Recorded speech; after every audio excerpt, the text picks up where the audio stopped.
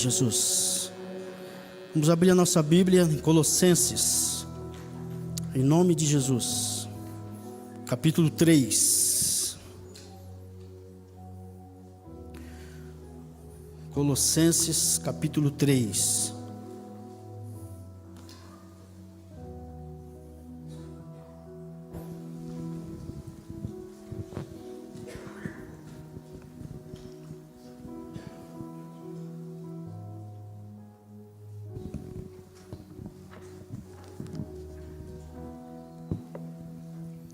Em nome do Senhor Jesus, Colossenses capítulo 3, a partir do verso 15.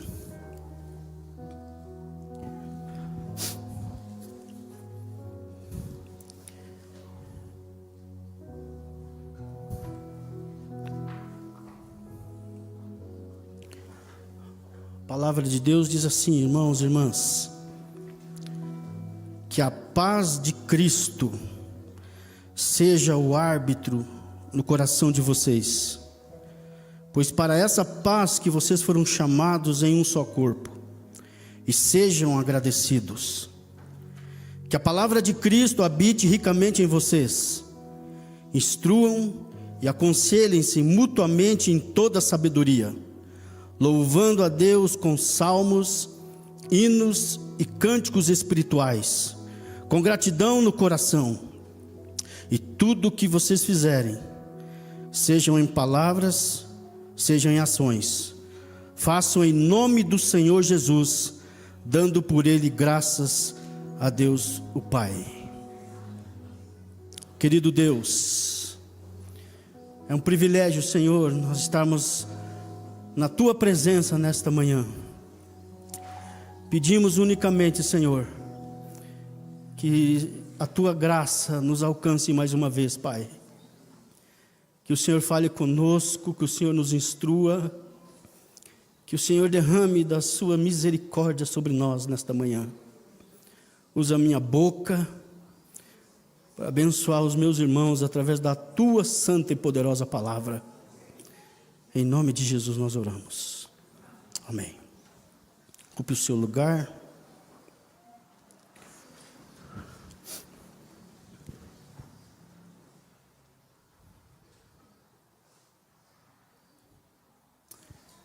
Quem é o nosso modelo, nosso único modelo de vida, meus irmãos e irmãs?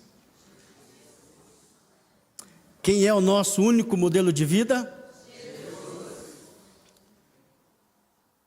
O apóstolo Paulo, irmãos, ele vai falar nesse texto sobre, ele vai fazer menção de Jesus. E ele está mostrando para nós que não existe, não há como nós vivermos uma vida cristã sem Jesus. Ele está mostrando para nós que não há como vivermos relacionamentos abençoadores sem Jesus. É impossível alguém estar em comunhão com Jesus e ao mesmo tempo ter relacionamentos destrutivos com o seu próximo. Ou seja, a minha relação com Deus, que é vertical, irmãos, ela muda a minha relação horizontal, que é com os meus irmãos. E à medida que nós vamos crescendo na nossa vida, na nossa relação com Jesus, nós vamos também crescer com nossos relacionamentos com o nosso próximo. A comunidade dos crentes, apesar das nossas imperfeições, apesar das nossas diferenças, apesar das nossas falhas, o que nos une, que nos faz a gente ter essa comunhão, irmãos, é aquela obra que Jesus Cristo fez e que ela hoje é demonstrada na vida de cada um de nós. Paulo aos Colossenses, irmãos, por isso que ele vai dizer para nós aqui, que nós precisamos viver uma vida que agrade ao Senhor Jesus. Paulo vai ensinar para nós que nós precisamos em tudo vivermos uma vida que engrandeça ao Senhor Jesus. A chamada vida cristocêntrica, que é ter Cristo como centro em tudo. Às vezes a gente tem a percepção de que, eu vou lembrar de Cristo no momento de Santa Ceia, ou no momento de culto que a gente se reúne para adorá-lo.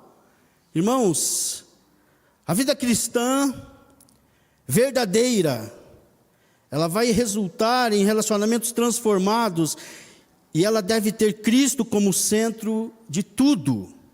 Paulo, aos Coríntios, capítulo 6, 20, ele vai dizer assim, que vocês foram comprados por alto preço, portanto glorifiquem a Deus com o corpo de vocês.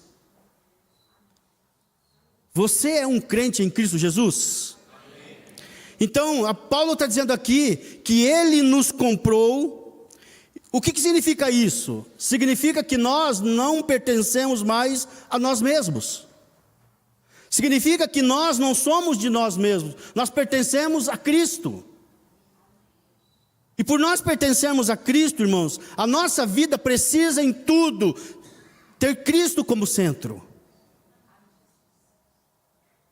E aí então Paulo ele vai trazer para nós 3 características, tem muito mais, mas ele vai trazer para nós 3 características de como, daqueles que vivem uma vida cristocêntrica, aqueles que colocam Cristo como centro. E a primeira está no versículo 15 que nós lemos: que a paz de Cristo seja o árbitro no seu coração. Essa é a primeira característica, ter a paz de Cristo como árbitro no nosso coração. O que significa isso? A paz que o texto está ensinando para nós, ele mostra aqui que é uma realidade de contentamento. A paz que Paulo está dizendo aqui para nós, irmãos, é aquela paz que nos dá satisfação em Deus. É aquela pessoa que diz assim: eu tenho Cristo como meu Senhor e Salvador da minha vida, então a minha vida está segura nas mãos dEle.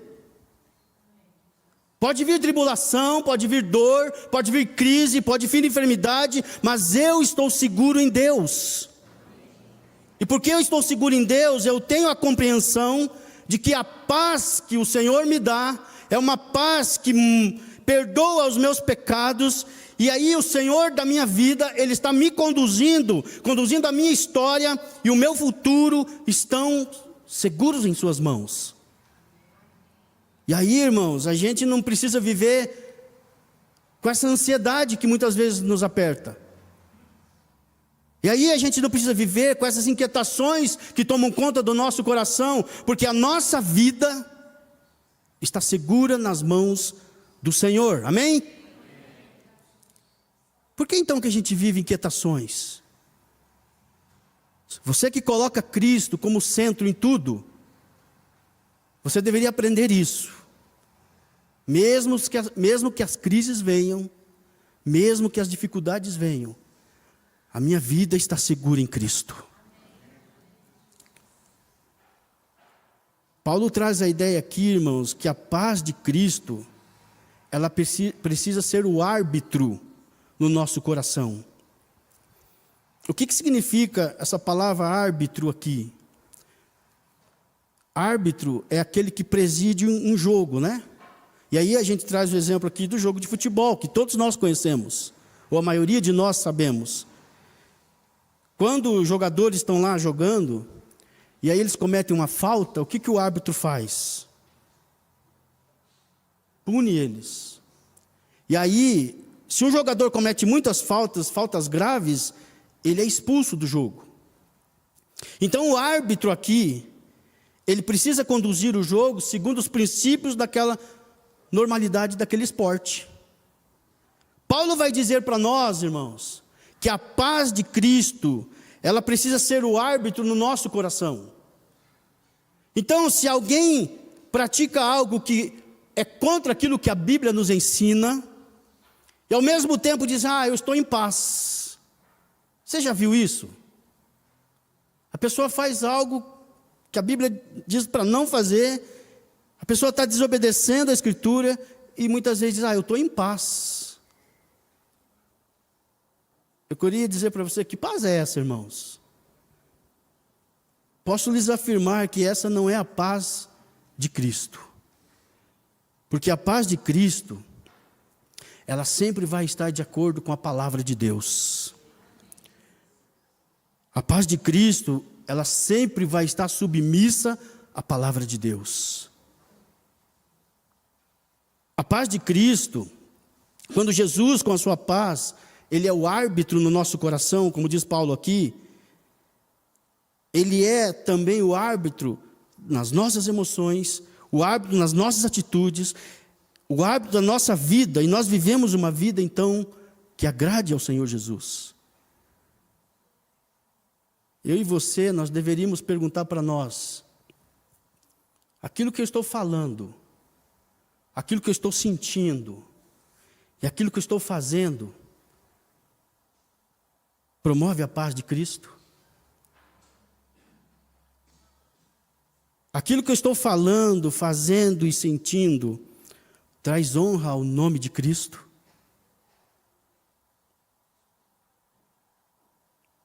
A segunda característica, versículo 16, que a palavra de Cristo habite ricamente no vosso coração. Essa é a segunda característica de uma vida que coloca Cristo como centro. Quando a palavra de Cristo, ela habita abundantemente no nosso coração. Onde é que está a palavra de Cristo, meus irmãos?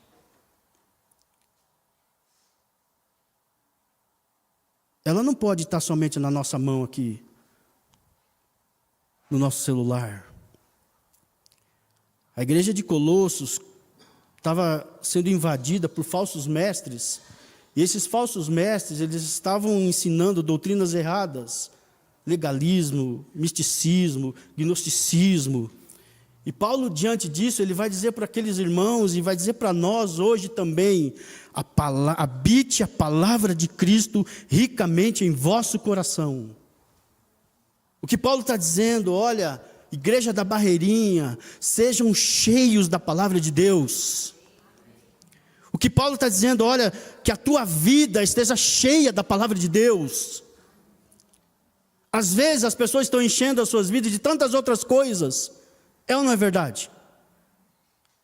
Netflix, WhatsApp, futebol. Pessoas estão querendo encher suas vidas, correndo atrás do dinheiro.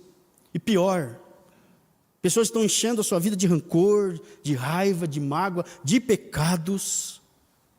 E aí a Bíblia diz que nós precisamos estar cheios da palavra de Deus. Daqui a pouquinho você vai para a tua casa e você vai lá se alimentar, não é ou não é verdade? Me responda, meu irmão, minha irmã. 2 grãos de arroz, você consegue saciar a sua fome? Por menos que você coma, 2 grãos de arroz não são suficientes. 3 grãos é suficiente? 4 grãos. 5 grãos. Agora 6.995. Exagerei, né? Mas existe uma quantidade mínima para você se saciar, para matar a sua fome. Agora, a gente consegue ser cheio da palavra de Deus lendo uma vez por semana? A gente consegue ser cheio da palavra de Deus, irmãos, levantando, correndo, fazendo a devocional, lendo a Bíblia 1 minuto e 43 segundos, e pegando a minha mochila e as coisas indo para o trabalho?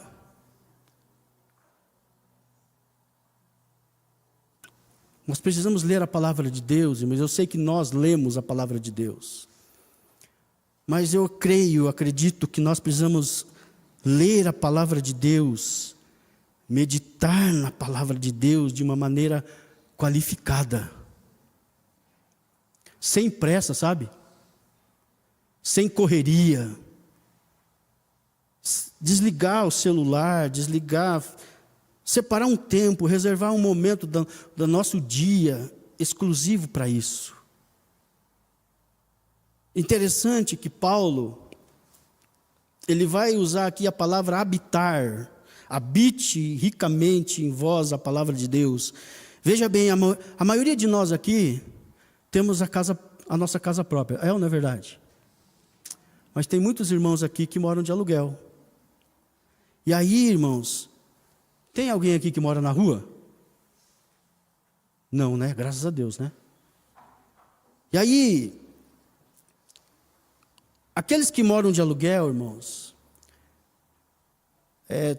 vão querer fazer uma mudança no quarto, mas não podem fazer isso. Por quê? Porque não é o dono. Aí tem que pedir uma autorização para o dono da casa para fazer isso. Mas quando a casa é sua, quando você é o dono, você tem a liberdade de fazer o que você bem quiser. Por que eu estou dizendo isso? Porque a palavra habitar aqui tem a ideia de habitar como dono da casa e não como inquilino. A ideia de Paulo é um morador que tem todas as chaves da casa e pode ocupar todos os espaços da casa. Então Paulo usa essa palavra para dizer que a palavra de Deus habite em nós de uma maneira que ela tenha o controle sobre todas as áreas da nossa vida.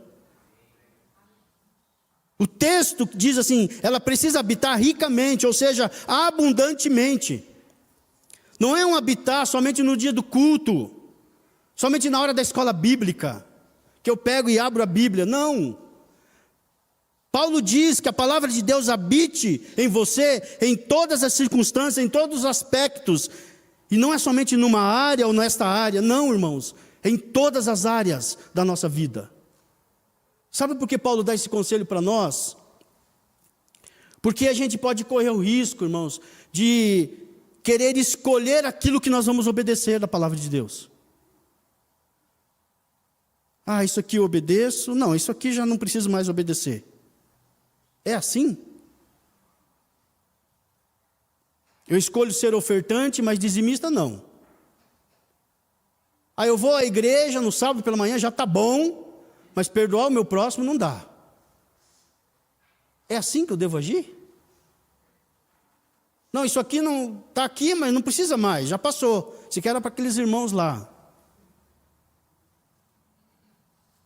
A gente começa a escolher o que a gente vai obedecer. A gente vê muitas pessoas fazendo isso. A palavra de Deus precisa habitar em todos os cômodos, em todas as áreas da nossa vida. Ser cheios da palavra de Deus, irmãos, ter uma vida cristocêntrica, é ser cheio da palavra de Deus, é ser dominado por ela. A palavra de Deus, ela tem o domínio, ela tem o governo sobre a nossa vida. E quando a palavra de Deus governa, nós somos tratáveis. E aí, nós cuidamos uns dos outros.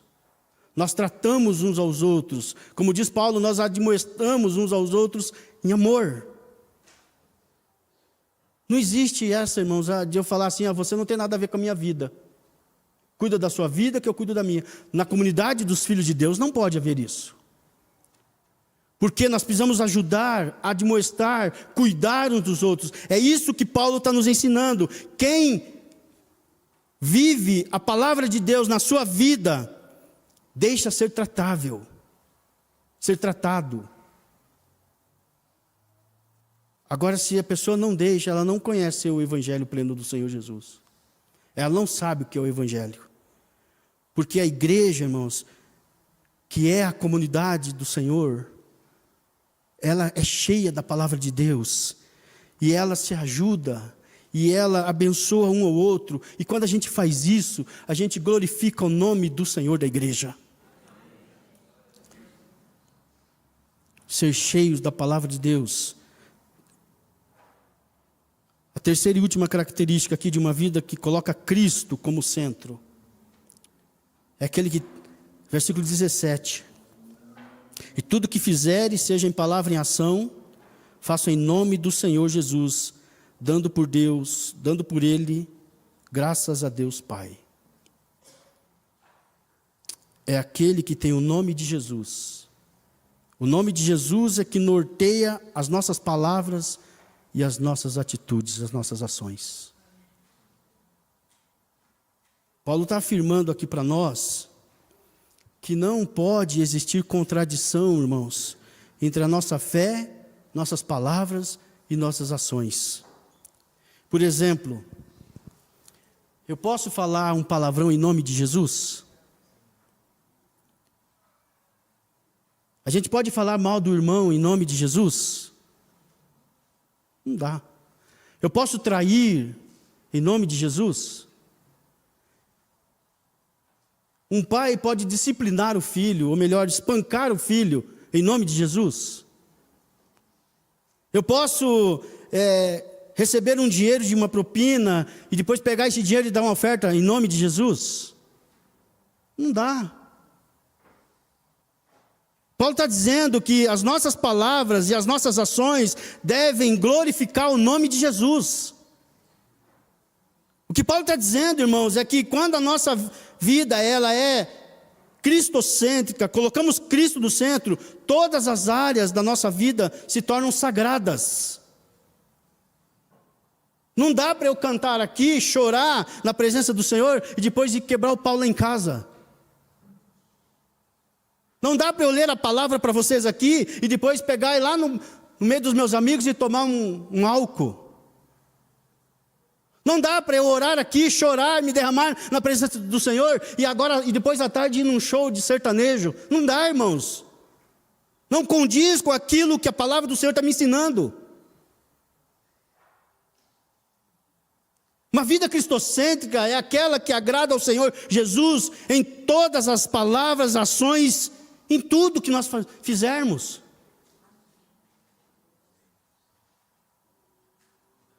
Nós precisamos reconhecer a autoridade de Cristo, irmãos, sobre a nossa vida. Se a gente pecar, o que eu devo fazer? Pedir perdão. Qual que deve ser o nosso modelo de vida? Eu perguntei no começo. Quem é o nosso modelo de vida? Jesus Cristo, Ele é o nosso modelo. Sabe por que Ele é o nosso modelo? Porque Ele fez tudo aqui nessa terra, Ele enfrentou tudo que nós enfrentamos, e passou por tudo isso e foi vencedor. Não só por isso, mas porque Ele nos salvou, e Ele passou a ser o nosso alvo. Tudo deve espelhar esta graça, este amor, essa salvação. Ele é o nosso modelo em tudo. Por isso nós precisamos primeiramente voltarmos para Ele. Ele é o nosso alvo principal. Por que eu preciso entender isso? Porque quem eu era? Onde é que eu estava? Quem você era? Onde é que você estava? Quem você era? Paulo vai dizer em Efésios capítulo 2, que nós, irmãos, olha onde nós estávamos. Nós estávamos mortos espiritualmente, nós estávamos caídos, nós éramos desprezíveis, o nosso destino era a perdição. Mas olha agora onde nós estamos. Cristo morreu por nós, nos alcançou, e nós que cremos, nós fomos resgatados pela graça do Senhor Jesus, e Ele nos fez assentar nas regiões celestiais. A obra de Cristo, que Cristo tirou nós da sepultura e nos colocou ao mais alto nível espiritual. Nós temos livre acesso ao trono da graça. Nós podemos ir diante do nosso Pai Celestial, porque Jesus Cristo fez isso por nós.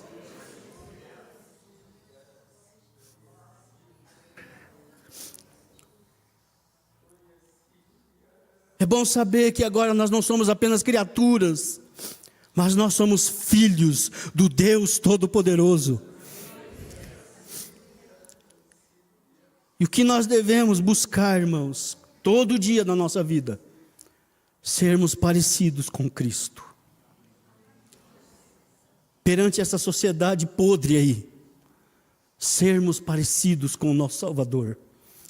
Em toda a nossa vida, em todas as circunstâncias, nós devemos demonstrar que nós somos de Cristo Jesus. Por que nós devemos fazer isso? Paulo, aos 2 Coríntios, vai dizer, capítulo 10, versículo 3 ao 5. Pois, embora vivamos como homens, não lutamos segundo os padrões humanos. As armas com as quais lutamos não são humanas. Pelo contrário, são poderosas em Deus para destruir fortalezas. Irmãos, nós devemos, quando nós vivemos isso, nós destruímos todo o argumento, tudo aquilo que se levanta contra Deus. E aí nós devemos ser assim, porque o único meio de acordar essas pessoas que estão mortas aí no pecado e conduzi-las a Jesus é as nossas ações, é as minhas ações, é as tuas ações lá no meio deles. Quando a gente age e vive, coloca Cristo como centro, nós glorificamos o Senhor, nós chamamos a atenção das pessoas lá fora e elas conseguem ver através da minha vida e da tua vida o Evangelho do Senhor Jesus Cristo. O que está faltando, irmãos, para nós atingirmos essas pessoas? Vivermos esta vida cristocêntrica lá no nosso trabalho, lá nas ruas, para que essas pessoas vejam que nós somos de Cristo Jesus. E é esse exemplo, meu e seu, vai atrair essas pessoas. E sabe o que essas pessoas vão fazer? Vai perguntar para você, Ianos, Ianos é diferente. Vai perguntar para o Edgar, Edgar, por que você faz isso, Edgar? Vai perguntar para o Augusto, Augusto, por que você é tão amoroso assim, Augusto? Isso vai atrair as pessoas, meus irmãos. E elas vão conhecer o Evangelho de Jesus através das minhas e das suas ações, através das minhas e as suas palavras, através das minhas e das suas atitudes. E aí sabe o que a gente vai fazer? Como o salmista fez, no Salmo 103, versículo 1. E ele deu esse conselho para nós, que toda a nossa vida, como cantou Davi, possa louvar o nome do Senhor Jesus.